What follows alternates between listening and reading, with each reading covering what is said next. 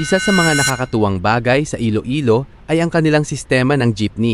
Dahil hindi ganoon kalawak ang lungsod at maayos ang pagkakakonekta ng mga distrito, madalas ay isa o dalawang sakay lang ang kailangan para makarating sa destinasyon. Kapag kabisado mo na ang mga ruta ng jeep, para ka nang may libreng city tour dahil madadaanan mo ang iba't ibang bahagi ng syudad. Mula sa mga makasaysayang lugar hanggang sa mga modernong establishmento. Nakakatuwa ng mga driver na agad mong maririnig na sumisigaw ng ruta, kaya madaling malaman kung saan papunta ang jeep. At dahil hindi kasing bigat ng trapiko kumpara sa ibang malalaking lungsod, minsan ay mas matagal pa ang paghihintay mo sa kaibigan kaysa sa mismong biyahe. May mga modernong jeepney na rin ngayon na nagbibigay ng mas komportableng sakay para sa mga pasahero.